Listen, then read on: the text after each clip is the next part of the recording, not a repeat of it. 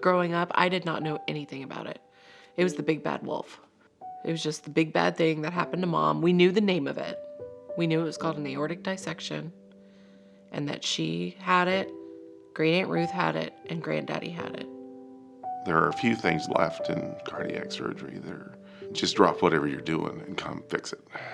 And an aortic dissection is one of them. Your aorta has 3 layers on both sides, and basically a dissection means that 1 or 2 of the 3 layers have started to tear, and blood is running through some of the other layers throughout your body. There's nothing you can do to really predict it. There's no test that you can get. The dark cloud in the background has always been how many, if any, have the gene that's going to cause the dissection, and when will it manifest itself? I'd had 3 children. We know what to look for. This is where we are. So it was quite a shock when Linda, my wife, called me, and she was all very upset because Margaret had called her that Meredith had had a dissection.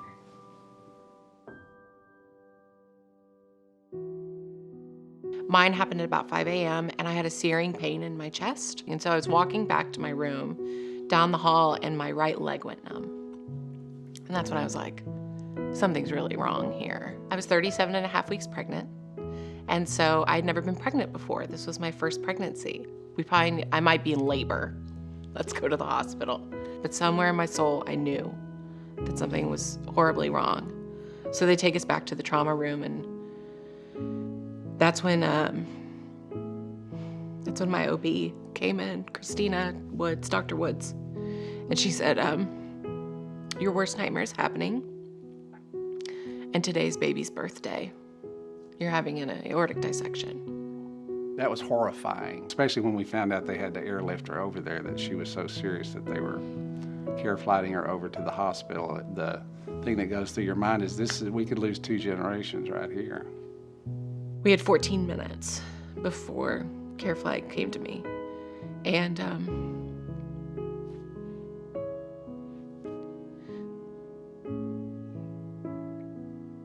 that's when they sent in the chaplain. And that's when they told Kyle and I to say goodbye to each other. I'd only been married for 3 years. Then my OB came back in and we prayed, and then she asked us the tough question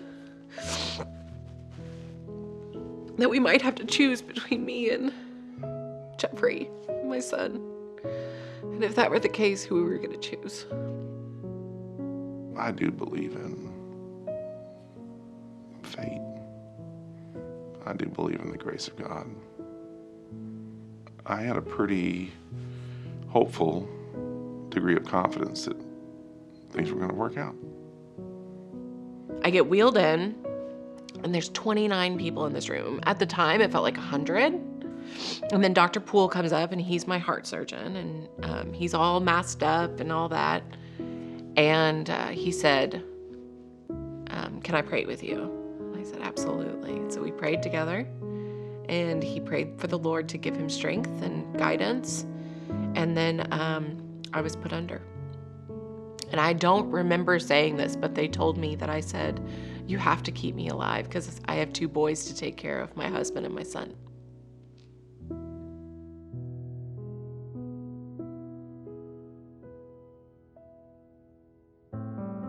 I don't think I knew how serious it was. I'm glad I didn't. The first person I remember seeing are my sisters. I met Jeffrey the next day. That was very emotional. Before this all happened, I said, I do this for my mom because AJ saved her life, and who knows, one day it might save mine. And then it did. I mean, it truly did.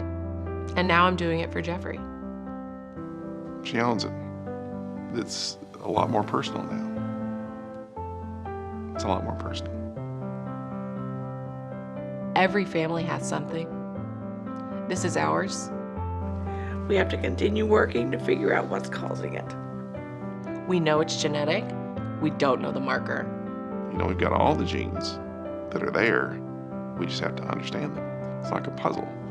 What we might fund today, it might be in its very small stages of research, but could be the next breakthrough in 20 years that could save Jeffrey's life, or my sister, or I have a niece and a nephew.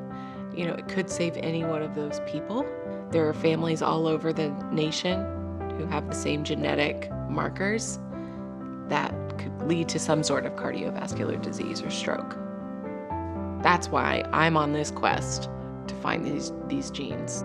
The joke in the family is that when you have to face something tough, that you call on your inner Meredith. And her mantra is that if you don't ask, people can't say yes.